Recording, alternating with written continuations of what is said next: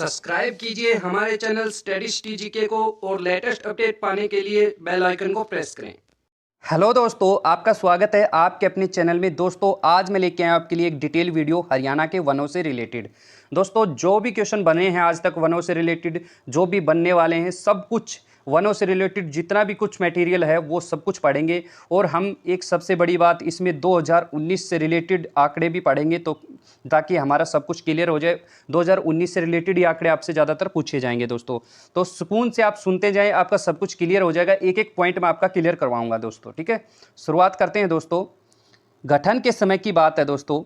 हरियाणा राज्य वनों की दृष्टि से पिछड़ा हुआ राज्य है दोस्तों, अब भी पिछड़ा ही हुआ है, अभी भी का कुछ खास वो नहीं है। सबसे कम वन है अभी भी हरियाणा के अंदर, ठीक है दोस्तों। वर्ष 1966 में गठन के समय हरियाणा के पास 3.9% वन क्षेत्र था, ठीक है दोस्तों। ये बात ध्यान रखें, अगर आपसे कहीं क्वेश्चन पूछ लिया जाए वर्ष 1966 में गठन के समय हरियाणा के पास कितना वन क्षेत्र था दोस्तों, तो 3.9% जो था वो वन क्षेत्र था, ठीक है। एक एक बात इंपॉर्टेंट डाली हुई है मैंने दोस्तों इसके अंदर।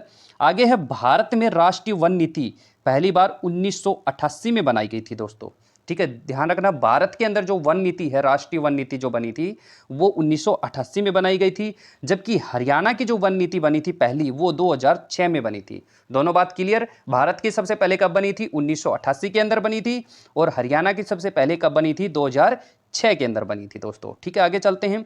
भारत सरकार ने अपनी नई वन नीति जारी की थी दोस्तों 2011 के अंदर, ठीक है, जिसमें राज्य में 20% वनों का विस्तार आवश्यक बताया गया था कि भाई हरियाणा राज्य के अंदर 20% वनों का जो विस्तार है वो आवश्यक है। क्यों आवश्यक है? क्योंकि अगर हरियाणा में 20%, सभी राज्यों को इन्होंने हिदायत दी थी कि भाई अपने अपने राज्यों के अंदर इतने इतने परसेंट वन रखो।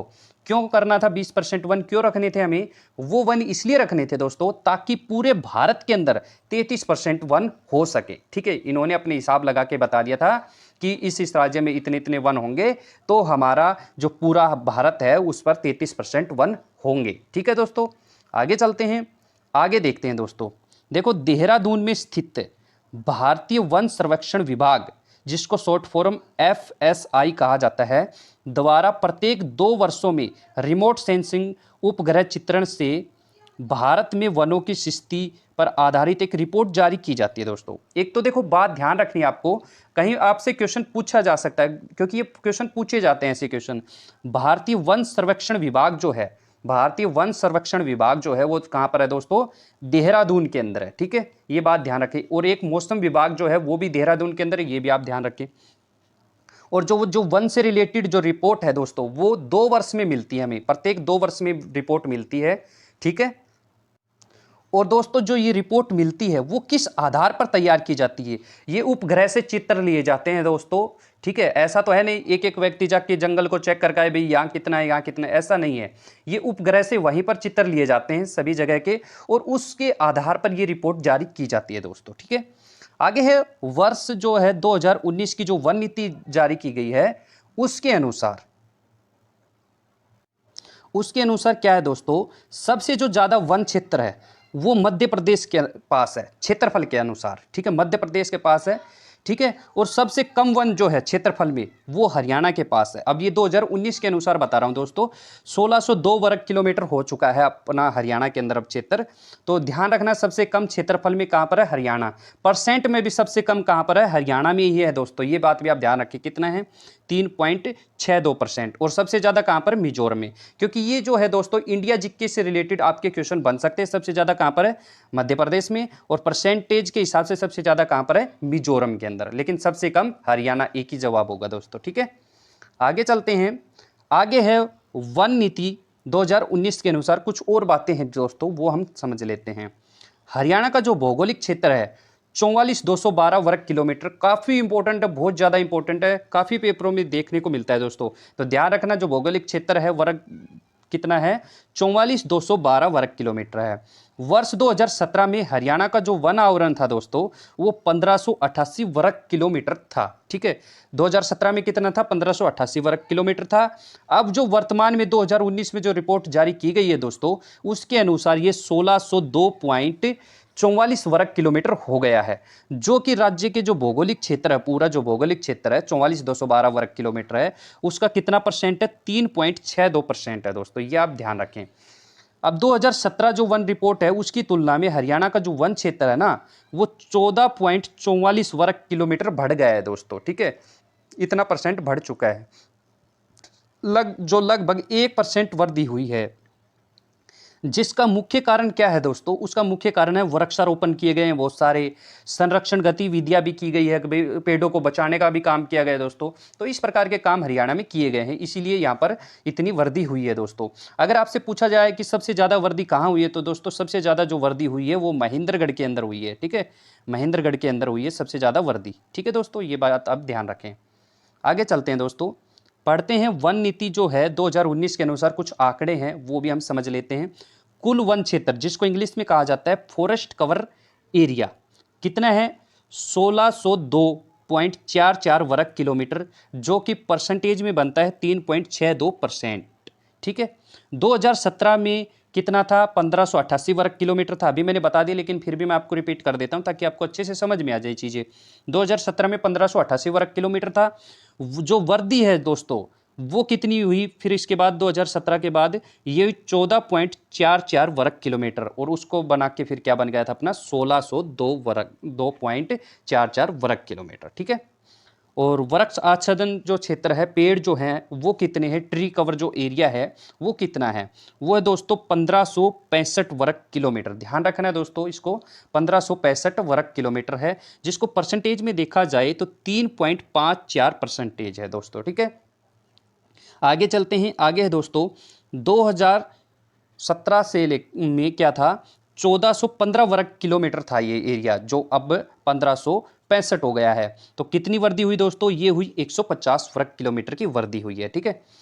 कुल जो वन क्षेत्र है, वन क्षेत्र और वृक्षों वाला क्षेत्र मिला के कितना हो गया दोस्तों? ये हो गया 3167.44 वर्ग किलोमीटर। अगर आपसे कुल पूछा जाए तो इस हिसाब से आप बता सकते हो, ठीक है दोस्तों। आगे चलते हैं, आगे है दोस्तों, ये सारे आंकड़े दोस्तों जो 2019 के अनुसार ही बता रहा हूं मैं। हरियाणा में जो वन आवरण है दोस्तों मैं बता चुका हूं पहले ही आपको।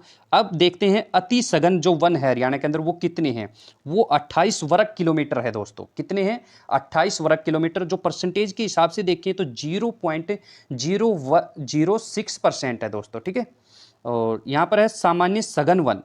सामान्य जो सघन वन है वो कितने हैं? वो 451 वर्ग किलोमीटर है, जो परसेंटेज के अंदर देखें तो 1.02% है दोस्तों, ठीक है। खुले वन देखें तो 1123 वर्ग किलोमीटर, जो कि पॉइंटों में देखें तो 2.54% है दोस्तों। अगर झाड़ियों की बात करें तो झाड़ियों के अंदर दोस्तों क्या है? 154 वर्ग किलोमीटर जो है वो झाड़ी क्षेत्र है हरियाणा के अंदर, और परसेंटेज में अगर देखें तो 0.35% है दोस्तों ये, ठीक है। आगे चलते हैं दोस्तों, आगे समझ लेते हैं कुछ आंकड़े। ये आंकड़े बहुत सारे जो दे रखे हैं मैंने, ये काफ़ी इंपॉर्टेंट है दोस्तों, ठीक है। लगभग तो सारी चीज़ें इंपॉर्टेंट ली है मैंने, लेकिन इस प्रकार के क्वेश्चन पूछने के जो चांसेज हैं दोस्तों वो 99% होते हैं दोस्तों, ठीक है। देखते हैं किस प्रकार के क्वेश्चन है ये। सबसे ज़्यादा वन आवरण वाले जिले, तो सबसे ज़्यादा जो वन है वो कहाँ पर है दोस्तों? वो है पंचकुला के अंदर सबसे ज़्यादा वन है। कितना क्षेत्र है? 390 वर्ग किलोमीटर। इसको 391 भी बोल दें तो कोई दिक्कत नहीं है दोस्तों, इतना है, ठीक है। दूसरे नंबर पर यमुनानगर आता है। अगर आपको ऑप्शन इस हिसाब से सेट करके दिए जाएं कि उसमें पंचकुला हो ही नहीं तो यमुनानगर जरूर मिलेगा दोस्तों। तो और पूछा जाए कि सबसे ज़्यादा वन क्षेत्र कहाँ पर, तो वहाँ पर आपका आंसर क्या हो जाएगा? यमुनानगर हो जाएगा। इसलिए मैंने ये 3 तो आपके लिए डाले ही हैं, ठीक है। अगर यमुनानगर भी नहीं हो तो गुरुग्राम तो जरूर मिलेगा दोस्तों, ठीक है। तो आपको ध्यान रखना, सबसे ज़्यादा पंचकुला में, फिर यमुनानगर में, फिर गुरुग्राम के अंदर। अब इसी के साथ में यही पढ़ लेते हैं सबसे कम कहाँ पर है। तो दोस्तों सबसे कम जो है दोस्तों वो क्षेत्रफल के अनुसार पढ़ रहे हैं हम, ये बात भी आप ध्यान रखें। क्षेत्रफल के अनुसार जो पलवल में है वो सबसे छोटा क्षेत्र है दोस्तों, 13.97 वर्ग किलोमीटर है। फिर पानीपत के अंदर और फिर फतेहाबाद के अंदर दोस्तों, ये आप ध्यान रखें, सीक्वेंस वाइज अच्छे से याद रखें दोस्तों, ठीक है। आगे चलते हैं, आगे पढ़ते हैं दोस्तों। सबसे ज़्यादा जो वन क्षेत्र है वो किस जिले में है? प्रतिशत के हिसाब से देखेंगे दोस्तों अब हम, ठीक है, परसेंटेज के हिसाब से देखेंगे तो सबसे ज़्यादा प्रतिशत वन जो है वो कहाँ पर पाए जाते हैं, वो पंचकुला के अंदर पाए जाते हैं। कितने परसेंट है, 43.51% है। यमुनानगर के अंदर है दूसरे नंबर पे, और तीसरे नंबर पे गुरुग्राम के अंदर है। दोस्तों ये तो क्षेत्रफल के हिसाब से भी वैसा ही है, और अगर परसेंटेज के हिसाब से देखा जाए तो पहले जैसा ही है दोस्तों ये वाला तो, ठीक है। अब यहाँ देखते हैं कुछ चेंजेज हुआ है या नहीं। सबसे कम वन आवरण वाला जो क्षेत्र है परसेंटेज के हिसाब से, वो है सबसे पहले जो है सबसे कम दोस्तों फतेहाबाद का 0.71%, ठीक है दोस्तों। वहां पर क्षेत्रफल में जो सबसे छोटा था वो था दोस्तों पलवल, लेकिन यहाँ पर जो है वो है फतेहाबाद, ठीक है। ये आप ध्यान रखें, क्योंकि फतेहाबाद जो जिला है वो तो बड़ा है लेकिन क्षेत्र छोटा है, इसलिए परसेंटेज उसकी निकाली गई तो वो कम हुई दोस्तों। ये बात आप ध्यान रखें, ठीक है। ये मैं आपको एक वीडियो में पहले भी बता चुका हूँ। और पलवल जो है वो छोटा जिला है, उसका हिसाब से अगर ये क्षेत्र देखा जाए तो ये कम नहीं होगा परसेंटेज के हिसाब से, ये ज़्यादा होगा दोस्तों, ठीक है। दूसरे नंबर पर जींद है दोस्तों, और तीसरे पे है सोनीपत। ये बात आप जरूर ध्यान रखें दोस्तों, ठीक है। आगे चलते हैं। आगे है दोस्तों सबसे ज़्यादा झाड़ियों वाले जिले। सबसे ज़्यादा अगर झाड़ी क्षेत्र देखा जाए तो वो कहाँ पर है दोस्तों, सबसे ज़्यादा जो झाड़ी है दोस्तों वो गुरुग्राम के अंदर है। अब भी ये पहले नंबर पे ही बना हुआ है। पिछली जो नीति थी 2017 उसमें भी ये पहले नंबर पे ही था। झाड़ी क्षेत्र में सबसे ज़्यादा झाड़ियाँ गुरुग्राम के अंदर पाई जाती है दोस्तों। ये 50 वर्ग किलोमीटर, कहीं कहीं पर आपको 114 या 144 भी मिल सकता है, तो ऐसी कोई दिक्कत वाली बात है नहीं। आपको सिर्फ ये मिलेगा कि गुरुग्राम में सबसे ज़्यादा झाड़ियाँ हैं। दूसरे नंबर पे महेंद्रगढ़ में सबसे ज़्यादा है, और तीसरे नंबर पे नूह में सबसे ज़्यादा झाड़ियाँ हैं दोस्तों, ठीक है। अब बात आती है सबसे कम झाड़ी या बिल्कुल 0% झाड़ियाँ हैं दोस्तों। सबसे कम पिछली योजना में जींद था, ठीक है। अब की बार ये जो सारे जिले हैं इनमें बिल्कुल भी झाड़ियाँ नहीं हैं, लेकिन अब सबसे कम अगर मान के चलो तो जींद को ही मान के चल लेना अब भी आप। वैसे जींद है, सिरसा है, फतेहाबाद और कैथल और पलवल, इनमें बिल्कुल भी झाड़ियाँ नहीं है दोस्तों, ठीक है। आगे चलते हैं दोस्तों। आगे है जो अब वर्गीकरण किया गया है दोस्तों, हरियाणा में जो वन है उसका वर्गीकरण किया गया है। किस किस आधार पर उसको वर्गों में बांटा गया है, देखो हरियाणा में वनों को प्रशासनिक वर्गीकरण, प्रशासन किस हिसाब से इनको हैंडल करता है, वो किस हिसाब से वर्गीकरण किया गया है प्रशासन के हिसाब से, वो समझ लेते हैं दोस्तों। यहाँ पर है हरियाणा राज्य में भारतीय वन अधिनियम, ठीक है, ध्यान से पढ़ना। भारतीय वन अधिनियम 1927, अगर आपसे पूछा जाए भारतीय वन अधिनियम कौन से नंबर पे है, 1927वें नंबर पे हुआ, ठीक है। ये कौन से अधिनियम के तहत ये काम होता है, तो ये भारतीय वन अधिनियम 1927 के तहत होता है। कहीं आपको ऑप्शन जरूर मिलेगा ये कि धारा कौन सी है, 38 नंबर धारा है। इससे ज़्यादा कुछ दिक्कत नहीं है धारा से। और एक तो भारतीय वन अधिनियम 1927 और एक पंजाब भूमि अधिनियम, ठीक है, पंजाब भूमि अधिनियम 1980, जिसकी धारा 4 व 5 के अंतर्गत वनों को 3 भागों में बांटा गया दोस्तों। किस हिसाब से बांटा गया, एक तो भारतीय वन अधिनियम 1927 और पंजाब भूमि अधिनियम 1980 के तहत, इनके अंतर्गत इनके हिसाब से 3 भागों में बांटा गया है हरियाणा के वनों को प्रशासनिक वर्ग के अनुसार। तो दोस्तों यहाँ पर देखते हैं आरक्षित वन पहले नंबर पर 3 भागों में बांटा गया है। पहला भाग क्या है, आरक्षित वन, जो कितने क्षेत्र में फैला हुआ है दोस्तों, वो 249 वर्ग किलोमीटर में फैला हुआ है। जो परसेंटेज के हिसाब से देखें तो 15.97% के अंदर है। ये क्या है दोस्तों, ये जो वन है वो सरकार के नियंत्रण में होते हैं, तभी तो इनको आरक्षित कहा गया है। ये भूमि कटाव को रोकने व बाढ़ को रोकने के लिए लगाए गए हैं दोस्तों, इसलिए इनमें चराई करना व काटना इनको सख्त माना है दोस्तों। इससे देखो एक चीज़ समझते हैं हम, इनको आरक्षित कहा गया है, ये सरकार नियंत्रित करती है। और ये इसमें चराई करना व काटना क्यों मना है दोस्तों, क्योंकि ये इसलिए लगाए गए हैं ताकि भूमि के कटाव को रोका जाए, बाढ़ को रोकने के लिए। अगर उनको काटेंगे तो बाढ़ क्षेत्र फिर से प्रभावित हो जाएगा, वहाँ का एरिया, भूमि कटाव होगी, इसलिए उनको बिल्कुल वहीं की वहीं सेट रहने दें, उनको छेड़े नहीं। इसलिए ये सरकार के नियंत्रण में है और इनमें चराई करना और काटना सख्त मना किया गया है दोस्तों। यही एक रीजन है इसका, ठीक है। आगे चलते हैं। आगे हैं यहाँ पर सेकंड नंबर संरक्षित वन, ठीक है। संरक्षित वन जो है इसका जो एरिया है दोस्तों वो 1158 वर्ग किलोमीटर है। अगर परसेंटेज में देखा जाए तो 74.28% है, ठीक है। इसमें क्या है दोस्तों, पशु चराई व लकड़ी काटने पर कोई प्रतिबंध नहीं है इसमें, आरक्षित वाले में है दोस्तों। वनों को कोई नुकसान न हो इसलिए पूरी देख रेख भी की जाती है दोस्तों इसके अंदर, ठीक है। संरक्षित वनों के अंदर अवर्गीकृत वन जो होते हैं उनका जो क्षेत्र है दोस्तों वो कितना है, 152 वर्ग किलोमीटर है, ठीक है। परसेंटेज में देखें तो 9.75% है। इन वर्गों में लकड़ी काटने ठीक है, सॉरी, इन वनों में लकड़ी काटने व पशु चराई की आज़ादी तो होती है, लेकिन राज्य सरकार कुछ शुल्क लेती है इसके अंदर। ठीक है दोस्तों, ये ध्यान रखें आप। चलते हैं आगे। आगे है दोस्तों हरियाणा में वनों का प्राकृतिक वर्गीकरण। अभी हमने प्रशासनिक वर्गीकरण पढ़ा, ये प्राकृतिक वर्गीकरण है दोस्तों। तो शुरुआत करते हैं इसकी। क्या है प्राकृतिक वर्गीकरण? हरियाणा राज्य के मुख्य रूप से 5 प्रकार के वन पाए जाते हैं हरियाणा राज्य के अंदर। कौन कौन से? उष्ण कटिबंधीय शुष्क वन, शुष्क पतझड़ वन, डाक वन, नमी वाले साल वन और शुष्क मरुस्थलीय वन दोस्तों। ठीक है, ये इस प्रकार के 5 प्रकार के वन पाए जाते हैं और इनको किस प्रकार से बांटा गया है वो देखते हैं। ठीक है, चैंपियन एम सेठ के अनुसार राज्य में 2 प्रकार के वन पाए जाते हैं। तो दोस्तों ये 5 प्रकार के जो वन हैं इनको 2 प्रकार में ही डिवाइड कर दिया गया है, 2 भागों में ही इनको एडजस्ट कर दिया गया है। सिर्फ 2 भाग बना दिए गए हैं, उन्हीं में ये पांचों आ जाएंगे दोस्तों। ठीक है, चलते हैं आगे, देखते हैं। पहला जो भाग है इसका, ठीक है, प्राकृतिक भाग है दोस्तों। पहला जो भाग है वो है उष्ण कटिबंधीय शुष्क पतझड़ वन।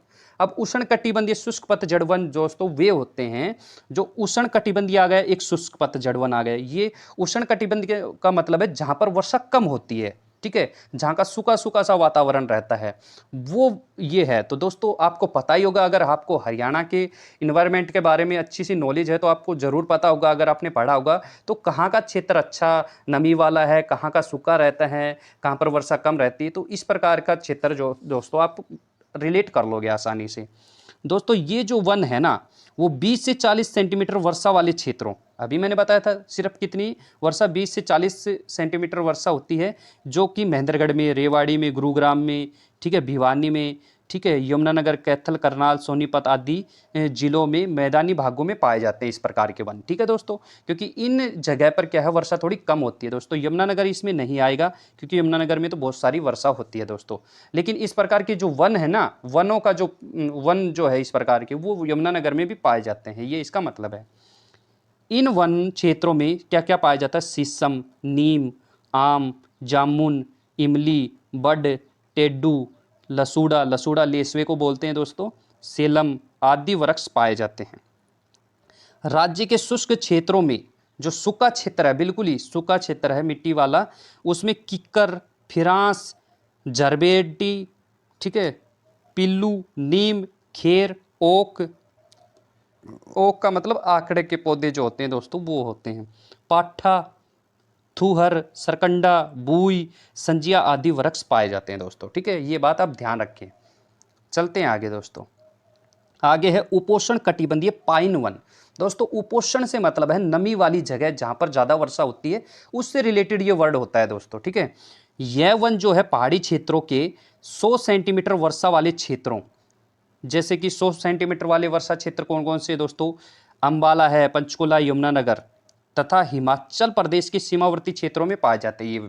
ठीक है दोस्तों, इन वनों में प्रमुख रूप से चिड़ और पाइन के वृक्ष पाए जाते हैं, चिड़ के और पाइन, लेकिन इनके अतिरिक्त शीर्ष, कचनार, खेर, बियूल, जिंगन, अमलतास आदि के वृक्ष मिलते हैं। कालका और मोरनी में जामुन, बहेड़ा, महुआ आदि वृक्ष पाए जाते हैं। कालका और मोरनी के अंदर जामुन के, बहेड़ा के, महुआ आदि के वृक्ष पाए जाते हैं दोस्तों। ठीक है दोस्तों, समझ में आया आपको? यहाँ पर प्राकृतिक वर्गीकरण हमने क्लियर कर दिया है। अब चलते हैं दोस्तों आगे। अब आगे क्या है दोस्तों, समझ लेते हैं, कुछ इंपॉर्टेंट बातें हैं वो भी हम जान लेते हैं यहाँ पर। तो हरियाणा के दक्षिण पश्चिम में, ध्यान रखें दक्षिण पश्चिम मतलब राजस्थान से लगता हुआ एरिया, तो वहाँ पर क्या है, जाटी या खेजड़ी नामक वृक्ष पाया जाता है दोस्तों। ये हरियाणा के अंदर पाया जाता है, लेकिन ये राजस्थान में भी बहुत सारा पाया जाता है। तो हरियाणा के अंदर पाया जाता है, उसके साथ साथ राजस्थान में पाया जाता है। इसको क्या कहा जाता है? जाटी या खेजड़ी, दक्षिण पश्चिम भाग में पाया जाता है। और इसको हरियाणा के अंदर क्या कहा जाता है? हरियाणा का चंदन वृक्ष कहा जाता है। अगर आपसे पूछा जाए क्वेश्चन हरियाणा का चंदन वृक्ष किसको कहा जाता है, तो जाटी अगर न हो ऑप्शन तो खेजड़ी जरूर याद रखना दोस्तों। ठीक है, आगे चलते हैं। पंचकुला की मोरनी में, ये भी आपको ध्यान रखना है दोस्तों, काफी पूछे जाने वाले क्वेश्चन है। पंचकुला के मोरनी में तो क्या पाए जाते हैं? चिड़ के वन पाए जाते हैं। चिड़ के वन कहाँ पाए जाते हैं? पंचकुला के मोरनी में। और साल के जो वृक्ष पाए जाते हैं वो यमुनानगर में पाए जाते हैं। और डाक या पलाश के जो होते हैं वो करनाल में पाए जाते हैं दोस्तों। ये आपको ध्यान रखना है। आपको पर्टिकुलरली पूछा जा सकता है कि चिड़ के वन कहाँ पाए जाते हैं, ऑप्शन डाल देंगे, ये साल के वन या डाक या पलाश के वन, ऐसे आपको पर्टिकुलरली दे सकते हैं दोस्तों। अब आता है काफ़ी इंपॉर्टेंट पार्ट हमारा, हरियाणा में पर्यावरण संबंधित मामलों को निपटाने के लिए दो पर्यावरण न्यायालय, दो विशेष पर्यावरण न्यायालय जो है दोस्तों वो फरीदाबाद व हिसार में है।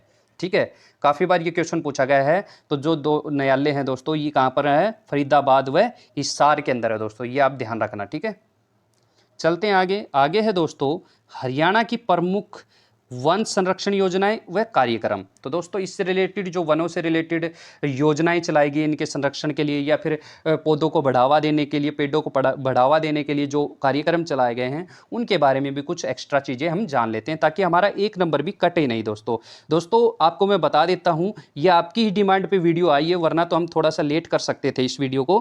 किसी बच्चे ने बोला था कि सर ये जल्दी करवा दो, तो हमने ये इसको पहले जल्दी करवा दिया दोस्तों। ठीक है, तो यहाँ पर देखते हैं दोस्तों, बागवानी विभाग द्वारा फलों के उत्पादन में वृद्धि के लिए, ठीक है, बागवानी विभाग द्वारा फलों के जो उत्पादन में वृद्धि के लिए क्या किया गया है? क्लस्टर पद्धति अपनाई गई दोस्तों। ठीक है, हरियाणा वन विकास निगम, आपको ध्यान रखना है, हरियाणा वन विकास निगम।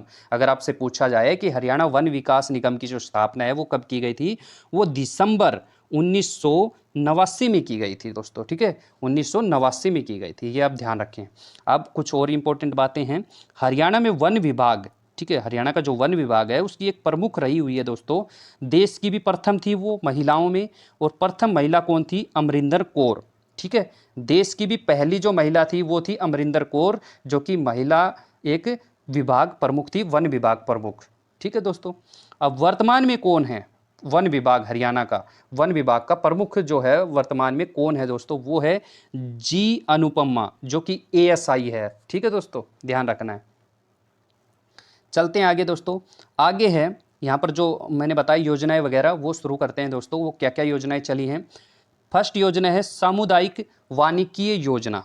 ठीक है, वानिकी मतलब वन से रिलेटेड। ठीक है, तो ये क्या है दोस्तों? यह योजना जो है यूरोपीय संघ की सहायता से, ठीक है, वर्ष 1998 से 99 में आरंभ की गई, 2006 से 7 में पूर्ण हो गई दोस्तों, ये पूरी की गई।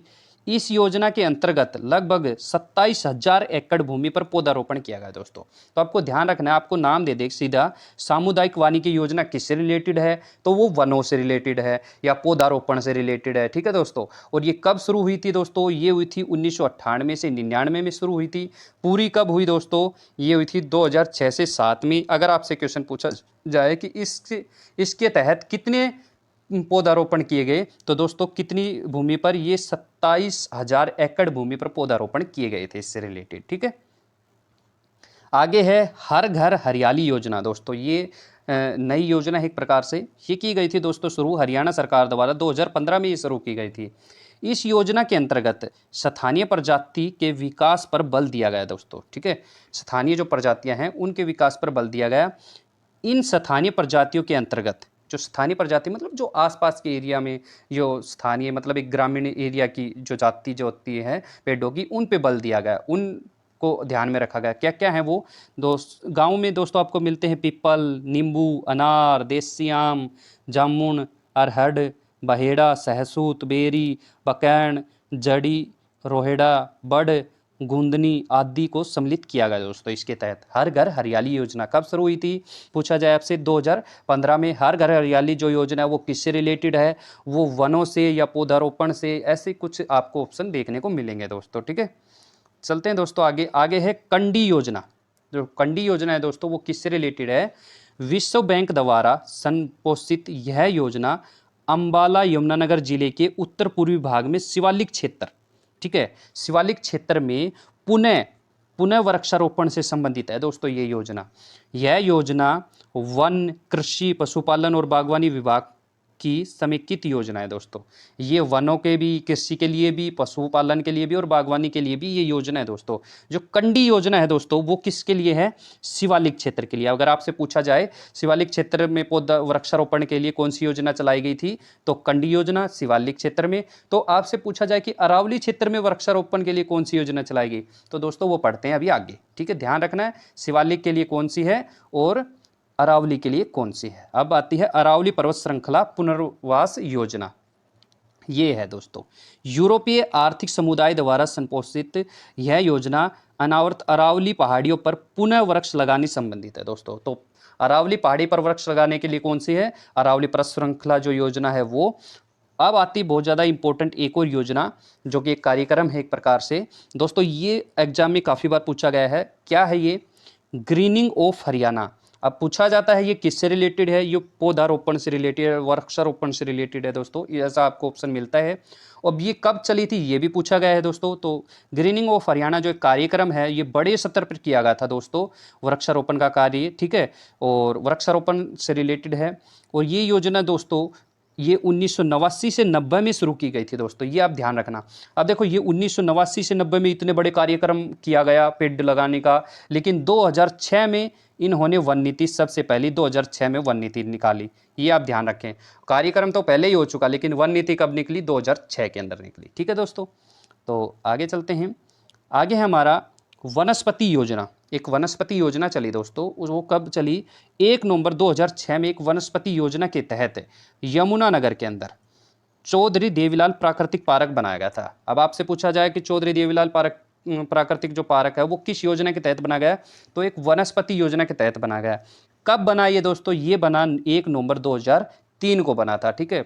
और हरियाणा में कुल भौगोलिक क्षेत्र, जो हरियाणा का जो कुल भौगोलिक क्षेत्र है, मैंने अभी आपको बताया था कि हरियाणा का जो कुल भौगोलिक क्षेत्र है उसका मैंने वर्ग में तो करवा दिया था आपको, वर्ग किलोमीटर में, लेकिन मैंने परसेंटेज में नहीं बताया था, मैं इसलिए अब यहाँ बता देता हूँ। वन आच्छादन और वृक्षाच्छादन, मतलब वन और वृक्षों को मिला के कितना % क्षेत्र पर ये है? टोटल है 7.16% पर, ठीक है दोस्तों। तो ठीक है दोस्तों, आज की वीडियो यहीं तक थी। वीडियो आपको कैसी लगी दोस्तों कमेंट करके ज़रूर अपनी राय दें। अगर आप और किसी टॉपिक पर वीडियो बनवाना चाहते हैं तो आप कमेंट कर देना दोस्तों, हम वो वीडियो पहले बना देंगे, ठीक है दोस्तों। आपकी तैयारी होनी चाहिए कैसे भी करके। आपको अच्छी लगी है वीडियो दोस्तों तो चैनल को भी सब्सक्राइब करना है और वीडियो को भी लाइक करना है दोस्तों, ठीक है। मिलते हैं नेक्स्ट वीडियो में, तब तक के लिए थैंक यू दोस्तों।